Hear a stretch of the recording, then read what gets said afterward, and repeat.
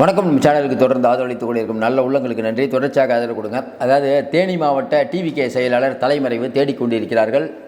டிவிகேவை சேர்ந்த 3 பேர் அரெஸ்ட்டு தேடிக்கொண்டிருக்கிறார்கள். அப்படிங்கும்போது உடனே இங்கேருந்து நம்ம நிலை வித்வான்களும் அப்புறம் மற்ற விஜயை பிடிக்காதவங்களாம் ஒரு கமெண்ட், தலைவன் எவ்வளியோ தொண்டர் எவ்வளி 72 மணி நேரம் இவரே ஓடிட்டார், அதே மாதிரி ஓடிட்டாங்க அப்படின்ட்டு. இது ஒரு பக்கம் நம்ம பேசினாலும் வெகுஜன மக்கள் இதை எப்படி பார்ப்பாங்கன்னா, அதாவது ஒரு எம்எல்ஏ செய்தியாளரை தாக்குறாரு, இந்த பக்கம் பார்த்திங்கன்னா ஒரு காங்கிரஸ் எம்எல்ஏ ஒரு டிராஃபிக் கான்ஸ்டபிளோட தகராறு பண்ணுறாரு. இன்னும் பல சம்பவங்கள்லாம் இருக்குது. இன்றைக்கி திமுகவினர் காவல்துறை எப்படி நடத்துனாங்கன்ட்டு அவங்களெல்லாம் ஒன்றும் பண்ணவே இல்லை. நேற்று நடந்த நிகழ்ச்சிக்கு இவ்வளோ வேகமாக, அதே மாதிரி சவுக்கு சங்கர் விஷயத்தில் முதல் நாள் எஃப்ஐஆர் வாங்குகிறாங்க, அடுத்த நாள் தீயணைப்புத்துறையை எடுத்துகிட்டு போய் கைது. அப்போ இன்றைக்கி இருக்கக்கூடிய காவல்துறை எந்த அளவுக்கு வேகமாக செயல்படுது அப்படிங்கிறத நம்மளால் பார்க்க முடியுது. இது எதற்காக இந்த வேகம்னு மக்களுக்கு தெரியாமல் இல்லை. இன்னும் குறிப்பாக சொல்லணுன்னா, இன்றைக்கி இருக்கக்கூடிய சூழ்நிலையில் சாட்டை துரைமுருகன் அவர்கள் பேசியது வரம்பு மீறிய பேச்சு. அதற்கு டிவிகேவினர் போய் சண்டை போட்டதும் தப்பு தான். 2 பேர்லேயும் தப்பு இருக்குது. இன்னும் குறிப்பாக சொல்லணுன்னா, இன்றைக்கி இந்த தலைமறைவு ஓடி போயிட்டாங்க அப்படின்னு சொல்கிறதன் விளைவாக விஜய் கட்சியை தொடர்ந்து டேமேஜ் பண்ணலாம் அப்படின்னு இன்றைக்கி திராவிட முன்னேற்ற கழகம் நினைக்குது. ஒரு ஆளுங்கட்சி அப்படிங்கிற ஒரு கட்சி வரம்பை மீறி தான் செயல்படும். அதுவும் ஆட்சி போகக்கூடிய நேரத்தில் மற்ற கட்சியை விட திமுக பேயாட்டம் ஆடுதுங்கிறாங்களோ அந்த மாடு ஆடிக்கொண்டிருக்கிறார்கள். யாரும் அவங்கள பற்றி பேசினா உடனே அவங்க மேலே வழக்கு, அவதூறு, ஏதோ ஒன்று பண்ணிகிட்டு இருக்காங்க. இந்த வழக்கை பொறுத்த வரைக்கும் நம்ம ஏற்கனவே சொன்ன மாதிரி இந்த மாவட்ட செயலாளர் தலைமறைவு, ஏற்கனவே புஷி ஆனந்த், நிர்மல்குமார் இவங்கெல்லாம் தலைமறைவானாங்க கரூர் சம்பவத்தில். விஜய் ஒரு 72 நாள் வீட்டில் இருந்தார். அப்போ இந்த இந்த இந்த டிவிகேயில் இருக்கணும் ரொம்ப பயந்தவங்க அப்படின்னு சொல்கிறாங்க. கொஞ்சம் யோசனை பார்த்தீங்கன்னா, இதே மாதிரி அதிமுக அமைச்சர் ராஜேந்திர பாலாஜி அவர் மேலே அரெஸ்ட் ஆகும்போது அவர் ஓடி ஒவ்வொரு ஊராக ஓடினது தெரியும். ரொம்ப நாளாக தலைமறைவாக இருந்தார்.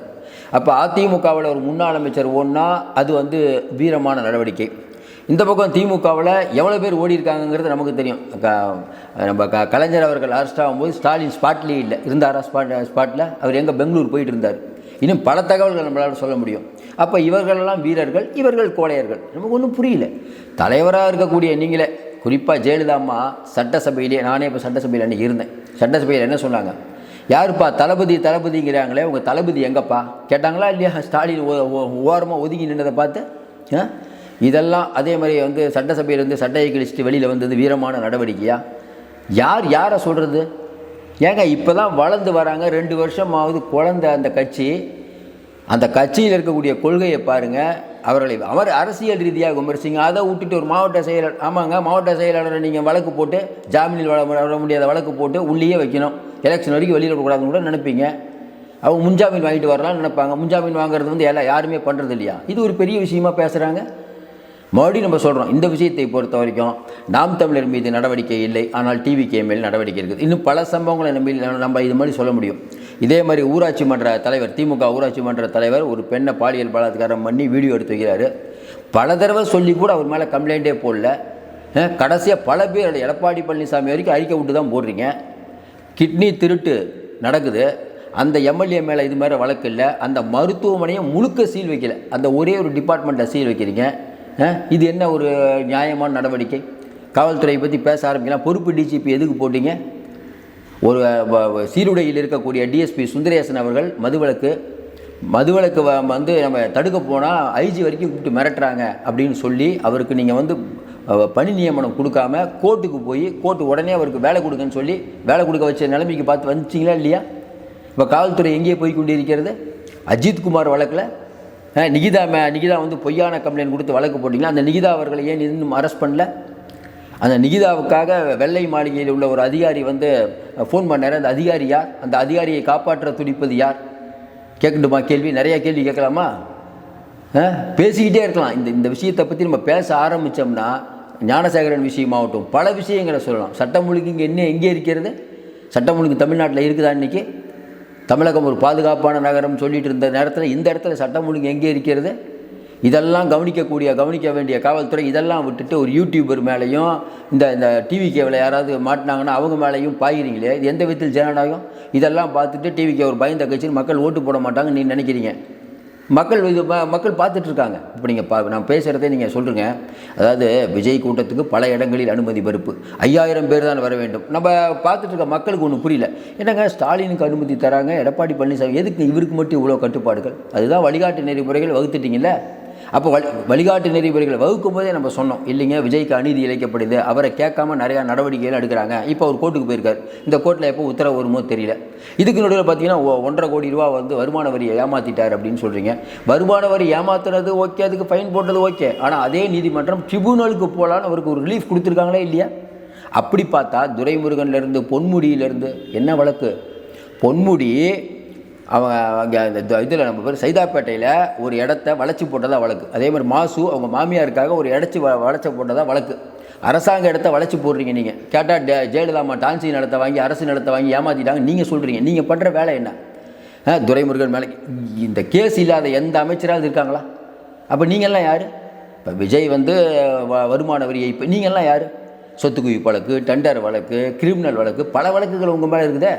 அதாவது என்ன, ஒரு திருடன் வேகமாக ஓடும்போது திருடன் கத்திக்கிட்டு போவாங்க, அந்த மாதிரி அவர் ட்ரிபுனலுக்கு போவார் சார். இன்னொன்று சார், இது அவர் வாங்கின வருமானத்தை மறைச்சது, அரசாங்க சொத்தை திருடல.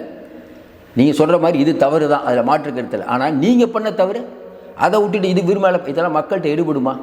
மறுபடியும் சொல்கிறோம், இந்த லெஃப்ட் பாண்டியை போலீஸ் தேடிக்கிறது, இது என்னென்னா இது ஒரு பெரிய செய்தியாக தலைமறைவாயிட்டாங்க.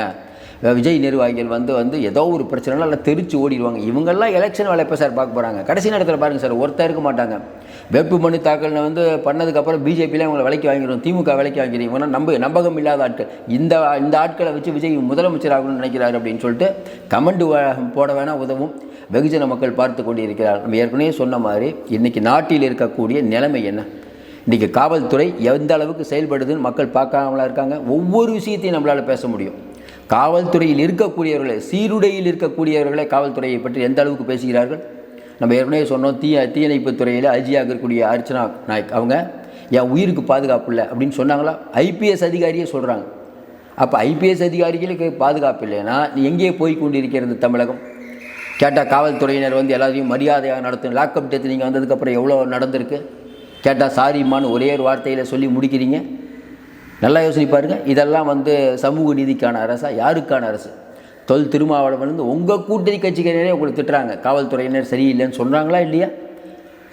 இன்றைக்கி இருக்கக்கூடிய சூழ்நிலை, உளவுத்துறை எங்கேயே கோட்டை விட்டு கொண்டு இருக்கிறது? மரக்காணம் சம்பவத்திலேயே உஷாராக இருந்தால் கள்ளக்குறிச்சி சம்பவம் நடந்திருக்காது. இவ்வளோ பிரச்சனை இருக்குது. மறுபடியும் சொல்கிறோம், இன்றைக்கி நாம் தமிழர் கட்சியை முழுக்க விஜயை திட்டத்துக்கு இன்றைக்கி பயன்படுத்திக்கிறாங்க. விஜயை திட்டுவதன் நோக்கம் என்ன அப்படிங்கிறது தெரியாதா? ஸ்டாலின் அவர்களுடைய அண்ணன் இறந்து போனதுக்கு ஸ்டாலின் வீட்டில் போய் துக்கம் கேட்குறீங்க. நம்ம சீமானவர்கள் ஸ்டாலின் வீட்டுக்கு போயிட்டு வந்தோடனே விஜய் மேலே தொடர்ந்து பாய்க்கிறீங்களே, என்ன காரணம்? இந்த பிரச்சனையை பொறுத்த வரைக்கும் சாட்டை துரைமுருகன் யாரை எதுக்கணுங்க? நம்ம நாம் தமிழர் யாரை எதுக்கணும்? திமுக எதுக்கணும், பிஜேபி. அதை விட்டுட்டு விஜய் எதுக்கிட்டே இருந்தீங்கன்னா என்ன அர்த்தம்னா, விஜயை வேணும்னே சீண்டி அவங்க எதுக்கணும், அவங்க மேலே தான் கேஸ் போடணும். அதே மாதிரி இப்போ அடுத்து கரூரில் போய் இதே மாதிரி ஒரு கூட்டம் போட போகிறீங்க. அதே வெளிச்சாயபுரத்தில் போய் அங்கேயும் போய் விஜயை திட்ட வேண்டியது.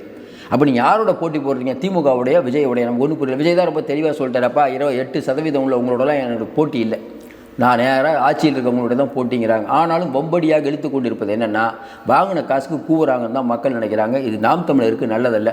ஒரு லட்சியத்துக்காக போரிடுறேன்னு சொன்னீங்க நீங்கள், அந்த லட்சியத்திலேருந்து இந்த மாதிரிலாம் பிறண்டு பேசுனீங்கன்னா மக்கள் பார்த்து கொண்டு இருக்கிறார்கள்.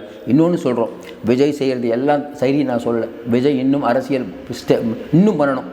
இன்றைக்கி திருப்பரங்குன்ற விஷயம்னாலும் நம்ம பட்ஜெட் எல்லாத்துக்கும் அவர் கருத்து சொல்லணும், அதில் எனக்கு மாற்று கருத்துலாம் இல்லை. ஆனால் அவருடைய அரசியல் தப்புன்னுங்க. அதை விட்டுட்டு இந்த மாதிரி பர்சனலாக வச்சுக்கிட்டு அவரை டார்கெட் பண்ணுறது, அவங்க ஆட்களை டார்கெட் பண்ணுறது. அதிகாரத்தில் இருக்கீங்க சார், நீங்கள் நினச்சா என்ன வேணால் பண்ணலாம் சார். அப்போ அவங்க தற்காத்துக்குள்ள சில விஷயம் பண்ண தான் செய்வாங்க. இதை நீங்கள் தப்பு அப்படின்னு சொன்னீங்கன்னு வச்சுக்கோங்களேன், கடந்த காலங்களில் நீங்கள் பண்ணதெல்லாம் வெளி உலகத்துக்கு வரும். அது மக்கள் மறந்துட்டாங்கன்னு நினைக்கிறேன். மக்கள் எதையும் மறக்க மாட்டார்கள். தொடர்ந்து நமக்கு ஆதரவு கொடுங்கள். மீண்டும் சந்திப்போம். நன்றி, வணக்கம்.